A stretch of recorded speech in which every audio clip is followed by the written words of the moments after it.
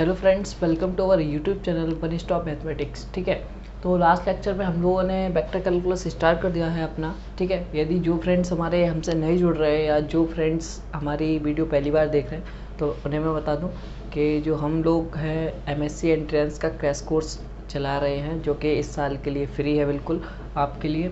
ठीक है, यदि आप ज्वाइन करना चाहते हैं तो हमें ज्वाइन कर सकते हैं। ठीक है, बेसिकली मैं आपको बता दूं, मैंने differential equation and integral calculus के वीडियोस जो हैं वो अपलोड हो चुके हैं हमारे चैनल पे। यदि आप चाहते हैं वो भी आपके लिए फ्री है, आप हमें ज्वाइन करिए और मैथमेटिक्स को एंजॉय करिए। ठीक है ना। और यदि आप कोई सी भी एमएससी एंट्रेंस, आप ये सोच रहे हैं कि कौन सा एमएससी एंट्रेंस का पढ़ा रहा हूँ, तो ऐसा नहीं है फ्रेंड्स। कोई सी भी एमएससी एंट्रेंस का यदि आप एडमिशन दे रहे हैं एमएससी एंट्रेंस के लिए तो आप हमें फॉलो कर सकते हैं और आगे वीडियोस भी देख सकते हैं। ठीक है ना। तो आज मैं पढ़ाने के वाला हूँ, वो आपने थंबनेल देख ही लिया होगा कि कॉन्सेप्ट ऑफ जैकोबियन। ठीक है, तो जैकोबियन है क्या, तो वो आपको थोड़ा समझाना हो, मैं पढ़ा क्यों ना हूँ, ये भी चीज़ है। देखिए, जैकोबियन का जो कॉन्सेप्ट है, मैंने देखा बीएचयू का पेपर, तो डायरेक्टली क्वेश्चन उसमें से पूछ दिए गए हैं, तो उसे मैं थोड़ा समझाना चाहता हूँ आपको, और कुछ नहीं है। और इसका जो कॉन्सेप्ट है वो कभी कभी इंटीग्रल कैलकुलस में भी इसका एक कॉन्सेप्ट लगता है, जिससे हम एरिया वगैरह फाइंड आउट कर लेते हैं। ठीक है ना। बट वो आपके सिलेबस में है या नहीं उसका मुझे नॉलेज नहीं है। जब मैं देखूंगा यदि होगा तो उसके लिए फिर इंटीग्रल कैलकुलस में आपकी वीडियो मैं बढ़ा दूंगा, बट अभी मैंने देखा नहीं है वो चीज़, तो अभी उसको अलग करके चलते हैं। बट जो हम पढ़ने वाले हैं वो क्या पढ़ने वाले हैं, ठीक है ना। जैसे हम लोग कभी कभी ये लिख देते हैं, मैंने इंटीग्रल कैलकुलस में भी बहुत टाइम्स लिखा है, बट मैंने ये चीज़ बताई नहीं है आपको। ठीक है ना, क्या dx dy को हम r dr dθ लिख देते हैं। कैसे लिख देते हैं, ये किसने बताया, ये कहाँ से आया। ठीक है ना। तो ये फ्रेंड्स, ये जो आता है वो यदि मैंने आपको, आई होप मेरी समझ से तो मैंने अभी तक आपको बताया नहीं है ये अपने इंटीग्रल कैलकुलस के लेक्चर में। यदि आप हमें फॉलो करते आ रहे हैं तो यदि बताया तो कोई बात नहीं, यदि नहीं बताया तो अभी सुन लीजिए। ये जैकोबियन का कॉन्सेप्ट होता है फ्रेंड्स, जिससे हम ये बता देते हैं कि dx dy जैसे Cartesian form to polar form convert कर रहे हैं, कोई भी डबल इंटीग्रेशन है तो उसको हम dx dy को r dr dθ जो लिख लेते हैं, वो जो आपका वो कॉन्सेप्ट जो आता है वो जैकोबियन से आता है। ठीक है ना। तो उसे ही आज हम निकालेंगे, उसे बताएंगे ये आता कैसे ना है। ठीक है, तो उसको सीखेंगे। एंड यदि हम वॉल्यूम इंटीग्रल या फिर ट्रिपल इंटीग्रल की बात की जाए, तो जो स्फेरिकल कोऑर्डिनेट जैसे स्फेरिकल सिस्टम की बात की जाए, dx dy dz को हम ये भी लिख लेते हैं रो स्क्वायर साइन फाई।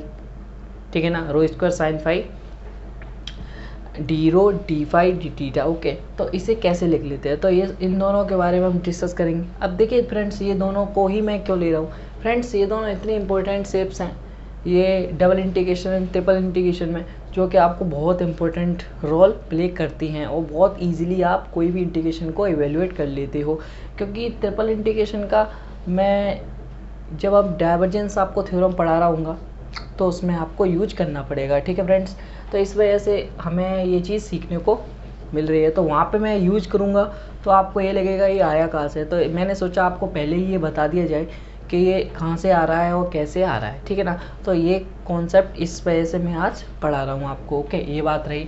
अब आप सीखिए कि आता कैसे। ठीक है ना। तो सबसे पहले हेडिंग डालते हैं जैकोबियन।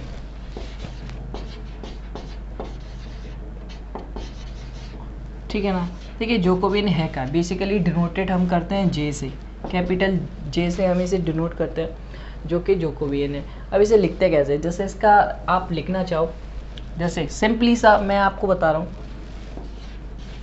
जैसे एक्स वाई और यू भी लिखना चाहो तो ये आपको जैकोबियन रिप्रेजेंट करता है। अब इसको कैसे लिखेंगे, जैसे आपको डेवर एक्स वाई अपॉन डेवर यू वी के रेस्पेक्ट में निकालना है, तो इसका जैकोबियन ये जो होता है ये जैकोबियन लिखा हुआ है। ठीक है फ्रेंड्स, इसको हम इवेल्युएट कैसे करेंगे, तो उसका भी तरीका है मॉडुलस। ठीक है ना, इसको आपको एक मॉडुलस में लिखना होता है। कैसे, इसको जो फर्स्ट टर्म है उसको आप नीचे के जो टू इंडिपेंडेंट वेरिएबल है, ठीक है ना, आप ऐसे भी समझ सकते हो these two are dependent and these two are independent. मतलब जो एक्स और वाई होंगे वो आपको यू और बी की फॉर्म में दिए रहे होंगे, या फिर आप पैरामीटराइजेशन से भी आप इसे समझ सकते हो। ओके ना। तो x और y को आपको क्या करना है, u और v के रेस्पेक्ट में पार्शियल डिफ्रेंशिएट करना है। तो आप ऐसे समझ सकते हैं जिसके रेस्पेक्ट में आप डिफ्रेंशिएट करते हैं वो इंडिपेंडेंट होते हैं और जिसको करते हैं वो डिपेंडेंट होते हैं। ये मैं अपनी डिफरेंशियल इक्वेशन के लेक्चर्स में आपको बता चुका हूँ, आपको बहुत अच्छे से ये पता होगा, ठीक है ना। तो इसको आप लिखने का जो मेथड है वो क्या है, आप सबसे पहले x को करिए किसके रेस्पेक्ट में, u के रेस्पेक्ट में और v के रेस्पेक्ट में। तो डेवर x अपॉन डेवर u, डेवर x अपॉन डेवर v एंड डेवर y अपॉन डेवर u एंड डेवर y अपॉन डेवर v, ठीक है ना। अब आप समझ रहे हो क्या हम ऐसा भी कर सकते हैं क्या कि x को हम u के रेस्पेक्ट में करें और y को u के रेस्पेक्ट में करें। तो आप फ्री हो फ्रेंड्स, चाहे आप ऐसा लिख लीजिए चाहे वो ऐसा लिख लीजिए, जो वैल्यू आनी है वो दोनों से सेम आनी है। या तो आप ऐसा लिख लो, या यदि आप ऐसा लिखना चाहते हो। ये कन्फ्यूजन होती है बहुत से लोगों को, क्या मैं ये गलत कराया क्वेश्चन, तो ऐसा नहीं है कुछ भी। अभी मैं आपको निकाल के ही बताऊंगा, ये दोनों हैं, आप जिसको यूज करना चाहो वो यूज कर सकते हैं। बट ऐसा मत कर देना कि दोनों तरफ x लिखा है आप यू कराए, ऐसा नहीं करना। दोनों तरफ ये जो वेरिएबल है वो डिफरेंट आएगा, ठीक है ना।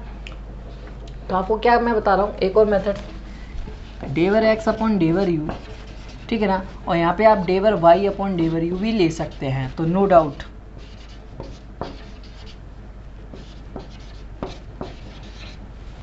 ठीक है ना।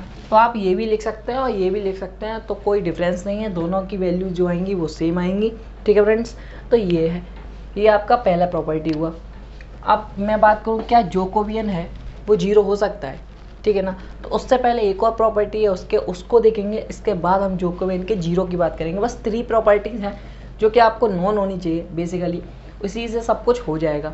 यदि मैं जो इंटीग्रल कैलकुलस का जो कॉन्सेप्ट बता रहा था वो भी बहुत ईजी कॉन्सेप्ट है, कुछ नहीं है उसमें भी। यदि आपके जो BHU पेपर, DU, CUSET इन सब में यदि कॉन्सेप्ट वो यूज़ हुआ होगा या एक भी क्वेश्चन आया होगा तो मैं आपको वो भी कॉन्सेप्ट करा दूंगा। वैसे हम जब प्रीवियस ईयर क्वेश्चन अभी थोड़े दिनों में ही आपके सारे जो 14 से लेकर 19 तक जो भी ईयर है सभी के जो क्वेश्चन पेपर का जो सॉल्यूशन है वो आपके हमारे चैनल पे आपको प्रोवाइड करा दिया जाएगा। उसका काम बिल्कुल चल रहा है, प्रोसेसिंग है, तो आप बिल्कुल भी परेशान नहीं हो, पैनिक होने की कोई नीड नहीं है, ठीक है ना। और वैसे भी आपको पता है कि एग्जामिनेशन है वो बहुत डिले हो चुका है पहले से ही, ठीक है ना। तो ये आप डोंट वरी, ये आपके लिए बहुत अच्छा टाइम है प्रिपरेशन करने का, आप लगे रहिए, कीप प्रिपेयरिंग, ओके। तो अब बात करते हैं सेकंड प्रॉपर्टी की। सेकंड प्रॉपर्टी होती क्या है फ्रेंड्स, ये जो इसको हम उल्टा करके भी लिख सकते हैं, जो वैल्यू है उस पर कोई इफेक्ट नहीं पड़ता है। कैसे, मैं ऊपर डेवर x y लिख रहा हूँ और नीचे डेवर u v लिख रहा हूँ, ओके। मतलब x पाई को u v के रेस्पेक्ट में आपको पार्शियल डिफरेंशिएट करना है, उसका जोकोबियन 1 अपॉन, इसको आप रिवर्स कर दीजिए तो इसके इक्वल हो जाता है u v अपॉन डेवर x y, ठीक है ना। तो ये जो वैल्यू है वो इसके इक्वल हो जाती है। तो यहीं से जो नॉन जीरो की कंडीशन है, Jacobian is a non zero, Jacobian कभी भी जीरो नहीं होता है, या non zero always a non zero quantity. तो ये आप कैसे कह सकते हैं, वो जो कंडीशन आती है वो यहीं से सेटिस्फाइड होती है। कैसे, यदि आपका ये मान लो ये जोकोबियन जीरो है, मान लो दिस इज जे, ठीक है ना, ये आपका जीरो है, तो जो इसका रिवर्स होगा मतलब ये भी तो आपका जोकोबियन है ना, तो ये जो होगा वो आपका क्या हो जाएगा, इन्फिनिटी। तो क्या ये एग्जिस्ट ही नहीं करेगा, तो ऐसा हो सकता है क्या, तो ऐसा कभी भी होगा नहीं फ्रेंड्स, ठीक है। इसका मतलब ये कभी जीरो आएगा नहीं, अदरवाइज ये एग्जिस्ट ही नहीं करेगा। और मैंने आपको क्या बताया कि इसकी वैल्यू इसके रिवर्स के इक्वल होती है, तो ये दोनों एक दूसरे के रिवर्स होते हैं। मतलब आप इसकी वैल्यू निकाल लो तो इसकी वैल्यू आपको मिल जाएगी 1 करके, यदि आप इसकी वैल्यू जानते हैं तो इसकी वैल्यू आपको मिल जाएगी 1 करके। ये आप जानते हैं ना, इसको इधर ले आओ, इसको इधर ले आओ, जब आपके पास ये वैल्यू है तो ये आप इसे भी निकाल सकते हैं, और ये है तो आप इसे निकाल सकते हैं। तो इसमें से कोई भी आपका यदि जीरो हुआ तो दूसरे की वैल्यू क्या हो जाएगी, इन्फिनिटी। और जो आपका एग्जिस्ट नहीं करता है, यदि आप एग्जिस्ट नहीं करेगा तो जोकोबियन भी एग्जिस्ट नहीं करेगा, पर ऐसा नहीं हो सकता। तो इसके लिए इसी की वजह से जोकोबियन का वैल्यू जो है वो जीरो नहीं होगा, आपका पॉजिटिव होगा, निगेटिव होगा, बट जीरो नहीं होगा, ठीक है ना। तो ये 3 कंडीशन है, या आप अभी लिखना चाहें तो लिख भी सकते हैं। क्या लिखा हूँ फ्रेंड्स, आप थर्ड पॉइंट पे लिख लीजिए, Jacobian is never equal to zero, या आप ऐसे लिख दें Jacobian is always a non zero quantity, okay. तो ये 3 प्रॉपर्टीज हैं जो कि बहुत बेसिक प्रॉपर्टीज़ हैं जोकोबियन की। तो अब इसे इरेज करके अब हम बात करते हैं क्या dx dy are D R D theta के इक्वल कैसे हम कह सकते हैं, या कभी कभी हम ये यूज कर लेते हैं, कैसे कर लेते हैं, तो उसकी बात करते हैं और उसे रेज करते हैं।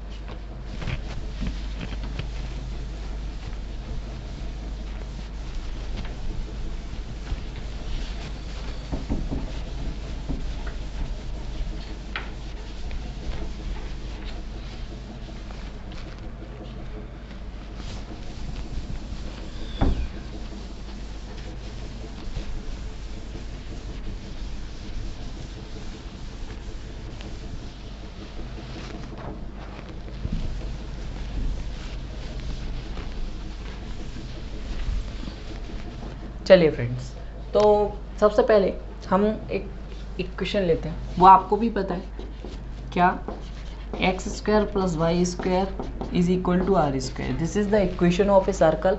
इन जनरल सर्कल लिया है मैंने, क्योंकि यहाँ आर स्क्वायर लिया है। आप यहाँ पे आर स्क्वायर की वैल्यू जो भी चाहे वो पुट कर सकते हैं, मतलब मैंने इन जनरल रेडियस ले रखा है, ओके ना। तो इसीलिए, क्योंकि आप, मैं अभी 1 ले लूँ तो आप कहोगे 2 के लिए निकालिए, तो इसलिए मैंने आर स्क्वायर ले लिया है, ठीक है। इसके आपको पैरामेट्रिक इक्वेशन आपको नॉन होनी चाहिए, और जो मैंने बताया प्रीवियस वीडियो में, बहुत सारी वीडियोस में मैं बता चुका हूँ, तो इसलिए मैं दोबारा आपको नहीं बताऊंगा, मैं डायरेक्टली लिख दे रहा हूँ। तो आपको ये नॉन हो गया, आई थिंक एक्स बराबर R cos theta and Y बराबर R sine theta is the parametric equation of a general circle, okay. यहीं पे यदि आर की वैल्यू 1 होती 2 होती तो यहाँ पे वही आर की वैल्यू पुट कर देते, ओके। तो अब आपको क्या करना है, इसका जोकवेल निकालना है, मीन्स आपको ये निकालना है। अब आपका ये जो टास्क होता है ये कैसे लिख लेते हैं, तो आप ये समझ लीजिए, जो डी एक्स डी वाई होता है उसको हम लिखते हैं डेवर एक्स वाई डेवर। अब ये हम कैसे लिख रहे हैं, एक्स वाई ऊपर और जो आर और थीटा है वो नीचे कैसे लिख दे रहे हैं, ये आपको समझ में आ गया होगा। यदि नहीं आया तो समझ लीजिए, here X and Y is a independent variable, आप भी जानते हैं, बिकॉज आर और थीटा है वो इंडिपेंडेंट है, because the value of X is the in terms of R and theta. तो यहाँ पे डिपेंडेंट और इंडिपेंडेंट आपको पता है कि डिपेंडेंट ये है और इंडिपेंडेंट ये है, ठीक है। ऐसे ही बाई डिपेंडेंट है और आर और थीटा इंडिपेंडेंट है, इसी वजह से हमने इस टर्म को लिखा है। और ये इसी वजह से नहीं, ऐसा भी नहीं है कि ये इस वजह से आया, बट ये इसकी वजह से आया। जब हम डी एक्स डी वाई निकालेंगे तो जो एक्स और वाई का टर्म होगा वो ऊपर होगा। यदि मैं यहाँ पे अभी डी आर डी थीटा निकालता तो इसको रिवर्स कर देता, ओके ना। यहाँ पे जो टर्म हमें निकालना होगा उसी के जो टर्म होगा वो ऊपर होगा, बट यदि आप अभी डी आर डी थीटा निकालना चाहें तो यहाँ से इतना पॉसिबल नहीं है कि आप निकाल पाएँ, ठीक है ना, बहुत फिर दिक्कत हो जाएगी आपको, ओके। तो आपको ईजिली यही रहेगा कि आप एक्स और वाई को आर थीटा के रेस्पेक्ट में डिफ्रेंशिएट करें, ठीक है। तो अब क्या करते हैं, डी आर डी थीटा, ठीक है। तो आपको डी एक्स डी वाई को यदि डी आर डी थीटा में बदलना है तो आपको बस इसकी वैल्यू फाइंड आउट करनी है, और ये मॉडुलस और लगा लीजिए फ्रेंड्स। अब ये मॉडुलस क्यों लगाया गया है, देखिए इसकी वैल्यू निगेटिव भी आ जाती है, बट ये मॉडुलस क्या काम करेगा, यदि कभी भी इसकी वैल्यू निगेटिव आएगी तो ये मॉडुलस उसको पॉजिटिव कर देगा, और इसका कोई मीनिंग नहीं है, ठीक है ना। तो अब हम इसकी वैल्यू निकालते हैं with the help of this 2 equations, ठीक है। तो निकालिए इसकी वैल्यू, और मैंने बताया इसका फॉर्मूला क्या होता है आपको।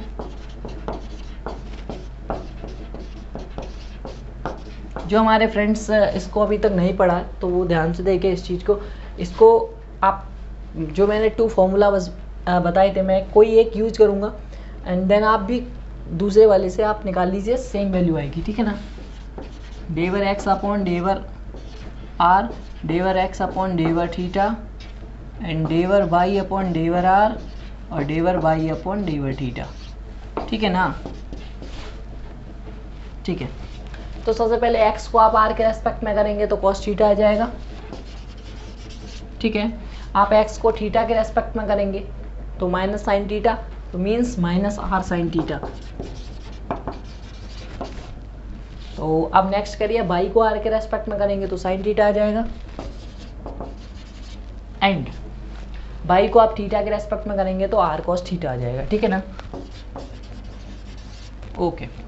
तो अब आपका जो टास्क बन रहा है वो आप सिंपली से देख सकते हैं, इस मॉडुलस को आप सॉल्व करना जानते हैं या डिटर्मिनेंट को आप सॉल्व करना जानते हैं तो कर लीजिए।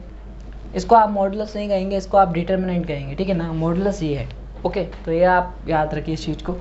तो इसको आप सॉल्व करेंगे तो क्या होगा, इसका सॉल्व करें, R cos square theta plus sine square theta, means R तो हमने कॉमन ले लिया ना, आप ये मत समझना मैंने आर साइन स्क्वायर थीटा नहीं बोला, बिकॉज आर कॉमन ले लिया मैंने, तो कॉज स्क्वायर थीटा और माइनस ये माइनस प्लस हो जाता है and sign square theta which is 1। तो ओनली क्या जो वैल्यू आई आपकी वो क्या आ गई आर, इसीलिए हम यहाँ पे जो इसकी वैल्यू पुट करते हैं वो आर डी थीटा पुट करते हैं।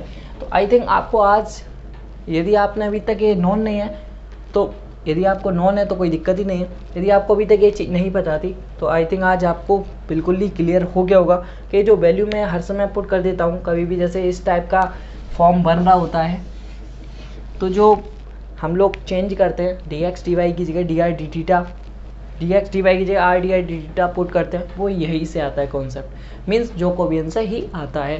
ठीक है फ्रेंड्स, अब बात करते हैं हम लोग स्फीयर की, और जिसकी भी आपको पता है ये चीज़ें, तो इसको इरेज करते हैं या फिर इसको इरेज नहीं करते, इसी में कुछ चीज़ें करते हैं जिससे आपको बहुत जल्दी हो जाएगा क्वेश्चन। तो क्या करते हैं, पहले तो इसे इरेज करेंगे हम, ठीक है ना, और इसे भी इरेज करना पड़ेगा बिकॉज वहाँ पे आर और थीटा स्फीयर में तो चलता नहीं है, बिकॉज आपको मैंने पैरामेट्रिक इक्वेशंस बताई हुई हैं, तो इसको भी इरेज करना पड़ेगा। बट हम इसको इरेज नहीं करेंगे क्योंकि स्फीयर की इक्वेशन है उसमें जेड स्क्वायर तो एड हो जाती है और तो सब सेम ही रहता है, और यदि आप चाहें तो आर स्क्वायर को रो स्क्वायर भी कर सकते हैं बिकॉज, ठीक है। तो यहाँ पे आप क्या करेंगे, और एक तो ये भी चेंज करना पड़ेगा हमें, तो इसको भी हम इरेज कर देते हैं। ठीक है फ्रेंड्स, तो अब हम स्फीयर की बात करते हैं। स्फीयर की बात क्यों कर रहे हैं यह आपको मैंने बता दिया, क्योंकि आपका जो इंटीग्रल कैलकुलस है उसमें आपको ट्रिपल इंटीग्रेशन आता नहीं है, कोई भी एमएस एंट्रेंसेस का पेपर हो आई थिंक, यदि आता है तो वो भी आपको पढ़ा दिया जाएगा, बट अभी तक मैंने पेपर्स को वहाँ तक मैं पहुँचा नहीं हूँ, जो जो क्वेश्चंस मिलते जा रहे हैं वो मैं पढ़ा चुका हूँ आपको, ठीक है ना। यदि वो मिलेंगे हमें किसी भी ईयर में तो वो आपको पढ़ाया जाएगा, ओके। तो अब बात करते हैं ये क्यों पढ़ाया जा रहा है, बिकॉज डाइवर्जेंस थ्योरम आपके कोर्स में है तो उसके लिए ये पढ़ाया जा रहा है, और डाइवर्जेंस थ्योरम में आपको ये ज़रूरत पड़ेगी, मीन्स स्फीयर की ज़रूरत पड़ेगी, और ट्रिपल इंटीग्रेशन में हम इसका इस चीज़ को यूज करेंगे, तो इस वजह से इसको मैं आपको पढ़ा रहा हूँ, ठीक है। यहाँ पे सॉरी, यहाँ पे मैंने जेड, क्योंकि X square plus Y square plus Z square is equal to rho square, ठीक है ना।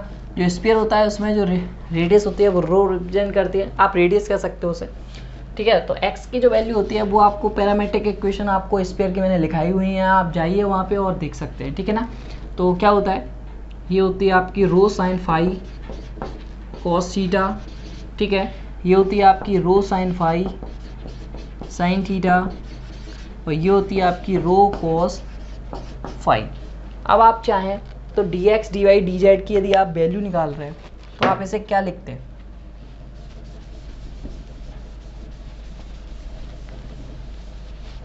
ठीक है ना। आप D x D Y D Z को क्या लिखते हैं, तो वो आप देखिए, ध्यान से देखना है इस चीज़ को फ्रेंड्स, ये भी बहुत अच्छा कॉन्सेप्ट है। तो उसे, और D x D Y D Z आपको यही तो चीज़ें लिखी होती हैं ट्रिपल इंटीग्रेशन में, यही तीन तो लिमिट होते हैं। जब आपको इसको दूसरे कोऑर्डिनेट सिस्टम में या स्फेरिकल कोऑर्डिनेट सिस्टम में चेंज करना होता है तो आप कैसे लिखेंगे, तो यहाँ पे लिखेंगे डेवर, यहाँ पे एक्स वाई जेड है तो एक्स वाई जेड ऊपर एक्स वाई जेड, और नीचे इसके जो कोऑर्डिनेट्स हैं किस किस में चलते हैं, रो में, फाई में, थीटा में, रो फाई एंड थीटा, इसमें आपका चेंज करेंगे और इसका मॉड्यूलस लगा दीजिए, ठीक है।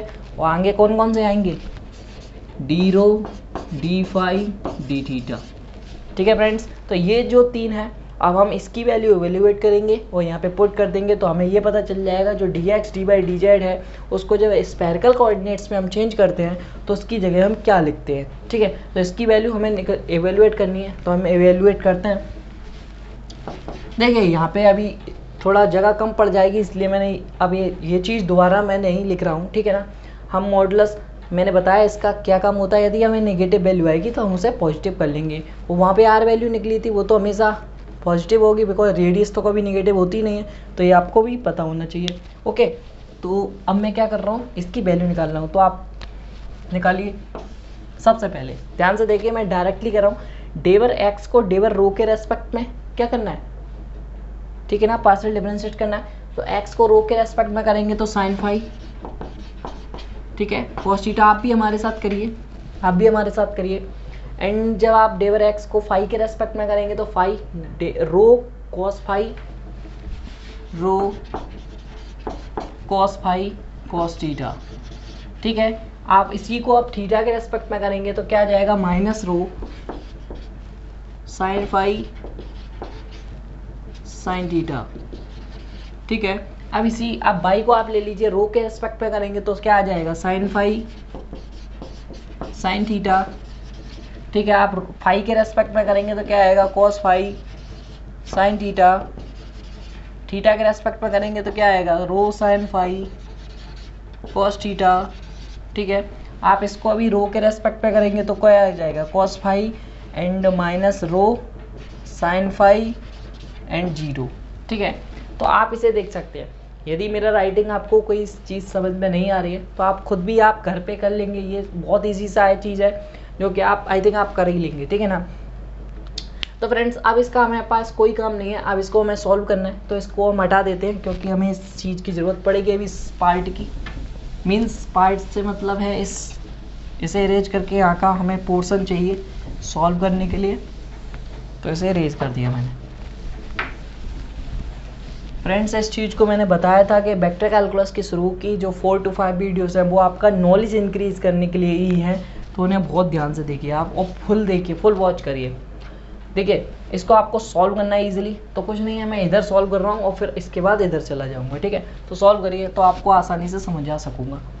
आप चाहें तो किसी को भी ले सकते हैं। मैं क्या करता हूँ, मैं ऊपर वाली जो रो है उसे ना लेके मैं क्या कर रहा हूँ, इसको ले रहा हूँ, बिकॉज यहाँ पे एक 0 मिल जाएगी तो हमें 2 ही टर्म सॉल्व करने पड़ेंगे जो कि बहुत ईजी हो जाएगा। तो क्या करते हैं, minus plus minus, sorry plus minus plus, तो ये प्लस है तो कोई दिक्कत ही नहीं है, तो ये कॉस फाई। ठीक है, और कॉस फाई के अंदर देखिए ये आपका टर्म, ये आपका टर्म। देखिए, आपको डिटर्मिनेंट सॉल्व करनी आती होगी, ये जो लाइन है वो आप उधर भी खींच लीजिएगा, बिकॉज वहाँ जगह नहीं है तो इसलिए मैंने खींचा नहीं है। तो आप डिटर्मिनेंट सॉल्व करना आता है आपको, इस टर्म को लेंगे तो ये और ये मैं हाइड कर लूँगा, ये 2 टर्म बचेंगे, इनका मल्टीप्लिकेशन करेंगे। तो आप इसे भी ध्यान से समझिए, मैं पूरा नहीं लिखूँगा। कैसे, यहाँ करेंगे तो रो स्क्वायर हो जाएगा। ठीक है, रो स्क्वायर हो जाएगा, then sine phi cos phi, और ये देखिए कॉस थीटा मिल रहा है, मीन्स कॉस स्क्वायर थीटा मिल रहा है। और यहाँ पे आप करेंगे तो माइनस माइनस प्लस हो जाएगा, बिकॉज यहाँ पे माइनस लेके चलते हैं ना, इसका मल्टीप्लाई माइनस, तो माइनस एक पहले से ही है तो माइनस माइनस प्लस हो जाएगा बिकॉज।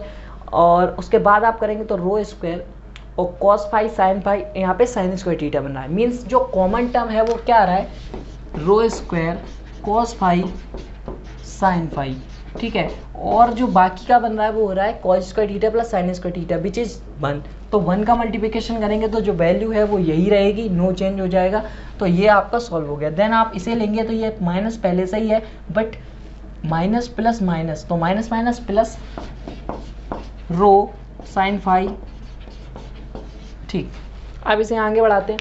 जब आप इसे लेंगे तो इसको आप क्रॉस करेंगे और इसको क्रॉस करेंगे। ठीक है ना, तो आपका जो मल्टीप्लिकेशन होगा उसका इसमें और इसका इसमें हो जाएगा। ठीक है, फिर से आप देखिए, वहाँ से आप रो लेंगे तो रो आ जाएगा। ठीक है, ठीक है, साइन फाई, यहाँ पे साइन स्क्वायर फाई बन रहा है, and then cos theta, cos square theta बना, मीन्स आप rho sine square phi cos square theta बन रहा है। देन यहाँ पे मल्टीप्लाई करेंगे तो क्या आ रहा है, रो बन रहा है और वो प्लस का बन रहा है, बिकॉज यहाँ माइनस माइनस फिर से प्लस हो जा रहा है। ठीक है, अब आप क्या कर रहे हो, साइन स्क्वायर फाई तो बन ही रहा है और वो जो कॉमन हो जाएगा बिकॉज यहाँ पे भी, और साइन स्क्वायर थीटा बन रहा है। तो फिर से यहाँ पे क्या बना फ्रेंड्स, आपका एक तो रो बन गया, तो रो कॉमन और साइन स्क्वायर फाई कॉमन,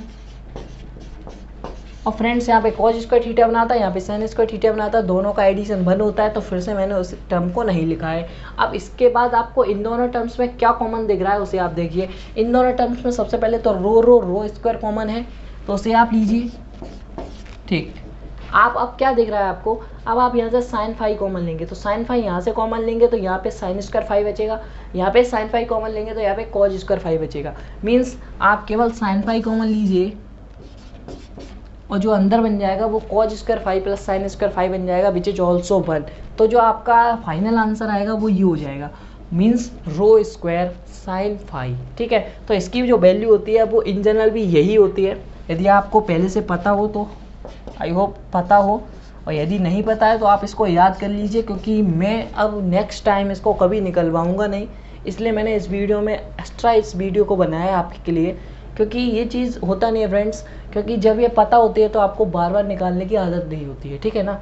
तो आपको अब ये बता दिया मैंने ये कैसे आ रही है वैल्यूज़, और इसको मैं क्या लिखूँगा, इसकी वैल्यू ही तो आई थी ये फ्रेंड्स, और ये पॉजिटिव है तो हमें कोई दिक्कत नहीं है। And d rho D phi and d theta, this is the value of d x D Y D z. जब आप स्पेरिकल कोऑर्डिनेट्स में चेंज करेंगे तो जो उसकी वैल्यू है d x D Y D Z की, तो उसे आपको ये पुट करना पड़ेगा, ठीक है ना।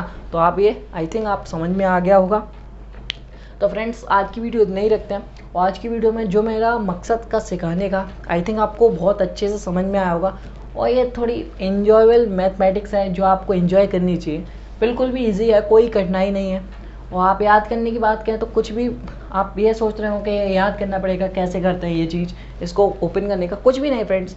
या तो आप x को पहले 3 के रेस्पेक्ट में कर लीजिए, या फिर ऊपर के तीनों को 1 के रेस्पेक्ट में, फिर तीनों को 1 के रेस्पेक्ट में। ये आपके ऊपर डिपेंड करता है कि आप किस वे में जाना चाहते हैं। बट कोई आप एक ही पकड़ना, मीन्स ये नहीं है कि हर बार कर रहे हैं तो आप दूसरे तरीके से कर रहे हैं, ऐसा नहीं है। आप कोई एक ही तरीके को अपना 100% बना लीजिए कि हर बार आप उसी को ही लेके चलें, ठीक है फ्रेंड्स। तो आई थिंक आपको वीडियो पसंद आई होगी, और पसंद आई वीडियो को लाइक करिए, शेयर करिए एंड सब्सक्राइब करिए, because the growth of this channel in your hands.